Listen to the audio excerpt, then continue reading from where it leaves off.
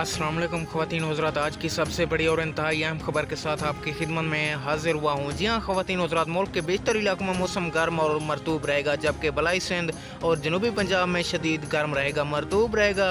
ताहम कश्मीर में बाज़ मकामात पर गरज चमक के साथ बारिश का इम्कान है। ख़वातीन हज़रात, वीडियो में मज़ीद आगे बढ़ने से पहले वीडियो को लाइक कर लें।